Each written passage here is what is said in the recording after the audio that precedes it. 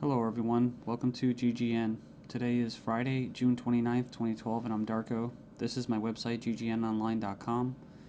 There's a poll up there, you can check on it and vote how long until a drone kills the first American on American soil. So far, the majority are saying within the next year, followed by the next 2 years. You can follow GGN with your email address, also on YouTube, ddarko2012 and ddarko2013. And if you'd like to help, you can donate right there. So, and there's also a little news archive there. So, I'm ready to go here, and we're going to cover the economy. And the biggest news, of course, is Obamacare approved. It was kind of shelved for a while there, and now it's back from the dead. So, and a little bit of eugenics, because you have financial warfare, and then you have social warfare, you have eugenics, and it kind of all just is immersed, right, in the same global agenda. So it says here, Obamacare approved, IRS to force Americans to buy health insurance. It says it's a victory for Obama and a travesty for the middle class. The Supreme Court upheld Obama's health care mandate, empowers the IRS to begin to regulate America's health care by 2014. Expect IRS thugs armed with shotguns knocking at your door to fine you almost $700 a person or $2,000 per household for failure to purchase health insurance. If you fail to pay the outrageous fine, expect to be sued by the IRS. It says here that revised healthcare laws remove the penalty of almost $250,000 in imprisonment up to 5 years. It says here this ruling allows the federal government to force citizens to enter a contract with private corporations to buy health insurance. This is happening just days before the 4th of July, when Americans won its independence from British tyranny, and now we face the same tyranny today. It says here by 2014, all Americans will have to submit or face being fined and sued by the Internal Revenue Service. The American people are already struggling financially with record unemployment, inflation, and trillions of dollars in national debt. By the time health insurance becomes mandatory, the middle class will be financially bankrupt. This is the reason why the military and police are preparing for martial law in the U.S. streets, says because people will revolt against the system that has basically turned people into financial slaves. So it says here that they're conditioning Americans with checkpoints and speed traps, army drones to spy on us. We're going to cover all this, rolling out the tanks and putting military goons on residential streets to prepare us for what is to come in the future. It says here the Bilderberg Group discussed in Spain about wanting to level America into a third world impoverished nation where we're all poor under world government dictatorship. It says here soon the Americans' standard of living will drop significantly, and it won't just be the standard of living, it will be their age of death, right? Their basically the average lifespan. It says here services will be cut. We're going to get into that too, death pathway and stuff like that.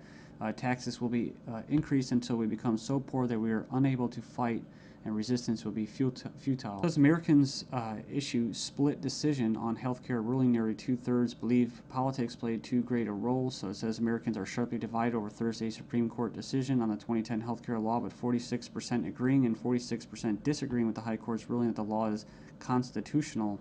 Then you have from the Daily Bail, Obamacare complicated. Check out the flow chart. And yeah, there's our buddy, the IRS, right there. But it's just a god-awful mess. And you have Secretary of Health and Human Services in the middle. All these different vested interests, all these different bureaucracies. And the biggest invested interest that helped write the bill was the insurance companies. And they're the ones that are going to basically, how could you say, not profit. Well, they will profit, but they're going to get the best advantage from this, right?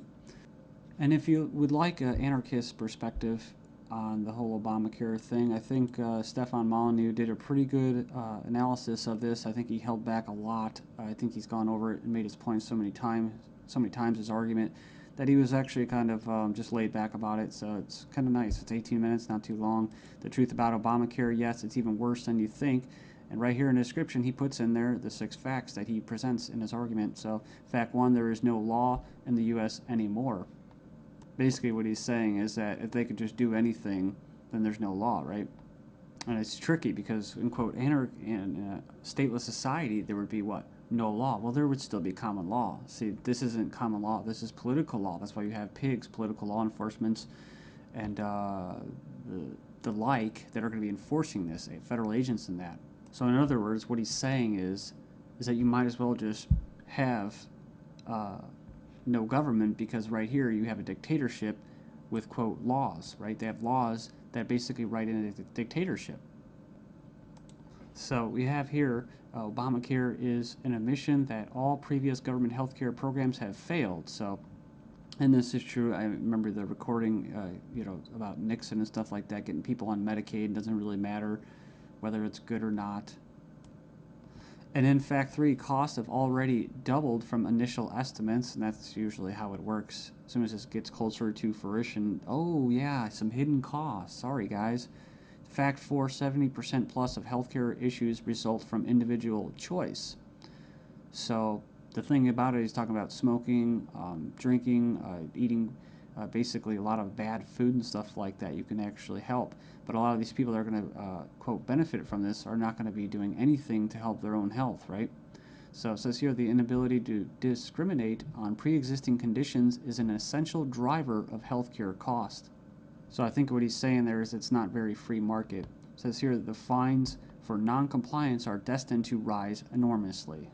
We have 15 reasons why the Obamacare decision is a mind-blowing disaster for America. It was actually, it says here it was voted 5-4 decision to uphold the vote. And it says here, the bill, it says here the swing vote was Chief Justice John Roberts, who was appointed by George Bush, W. Bush. And not that you'd have any confidence in the judicial system as it stands, just based off past history and their track record. It says here, after the vote today, it is hard to have any faith in the U.S. Supreme Court. I guess they're saying because he was quote conservative. According to the Supreme Court, the federal government has the power to force you to buy private goods and services. And it goes on and says here that it's another step away from individual liberty, another step towards a nanny state. I hate that word. But it says here IRS is now going to be given the task of hunting down and penalizing Americans. And it says here, in fact, the Obama administration has given the IRS $500 million extra outside the normal appropriation process to help them enforce the provisions of Obamacare they're in charge of overseeing. It imposes more than 20 new taxes on the American people. And you can click the link there. If you click the title of this article, you can find it and check it out. So it says here, number 5, an attempt to control costs and promote efficiency. Obamacare limits the treatment options that doctors and patients can consider. In other words, the death pathway, right? The British system, this is likely to result in a decrease in life expectancy. That's what I was talking about in the United States in the beginning of this video. So yeah, it's going to send health insurance premiums soaring, especially for younger Americans. And, it's going to crush small businesses, as they say. And number 9, Obamacare is going to make the emerging doctor shortage in America a lot worse. So hundreds of thousands of doctors are leaving the medical profession because of this. It says here it's already forced the cancellation of dozens of doctor-owned hospitals. And it says here that the following is one example from the Alliance Defense Fund. It's an insidious little provision. It says here, did you know that this bill, you'll have to pay for life-saving drugs, but life drugs are free. So 100% free. If this plan were really about health care, it wouldn't be about, it would be the other way around. So yeah, it's like robbing from the future to pay for the living. So and it just turns into a god-awful mess. It's not even just politics, it's generational. 13 reasons why the revolution might start with Obamacare. Go in there and check that out. I'll just name a few and you can hopefully go in there and check it out. It says here that's a direct tax which is unconstitutional under Article 1, Section 9. And you can go in there and read that. It says here it violates states' rights since federal government does not have the constitutional authority to take over healthcare as stated in the 10th Amendment outlined in the Bill of Rights.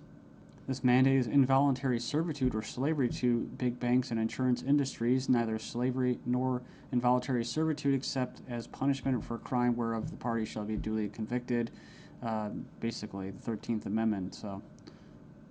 So yeah, that's the federal government's 4th of July Independence Day present to Americans. It's pretty crazy. I mean, you think the timing of this was just happenstance? I bet it isn't. Let's just show you. Just give you a big middle finger right in front of your face. Stagnating life expectancies in the United States. Poor U.S. citizens live 5 years less than the affluent, but they don't talk, what about the middle class, right? So despite modest gains in lifespan over the past century, the United States still trails many of the world countries when it comes to life expectancy. We remember this article, top doctors chilling claim the NHS kills off 130,000 elderly patients every year. It says here, a professor says doctors use death pathway to euthanasia of elderly. Says here that Liverpool care pathway, death pathway, may be slippery slope to backdoor euthanasia. This is from 2009 from the Telegraph. Says here that the patient assessment selects those deemed close to death for withdrawal of food and fluids or being placed on a continuous sedation until they die off. Next up, we have another little example. Doctors said this individual was a typical lazy teenager. Actually, she had an aggressive form of cancer.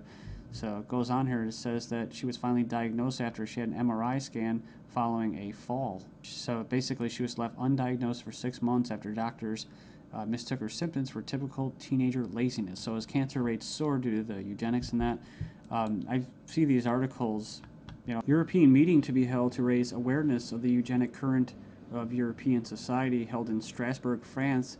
It's hosted by the Parliamentary Assembly of the Council of Europe, or PACE, this week to address the alleged eugenic current of European society and eugenics and human rights issues of prenatal screening. It says here, currently the highest court in Europe is considering a complaint from a woman who claims that she was not given a prenatal screening which would have revealed her daughter's Down syndrome and thus allow her to choose to abort her child. They didn't go into this, which is what? Scottish toddlers to be tested to see if they will grow up to be drug addicts or criminals.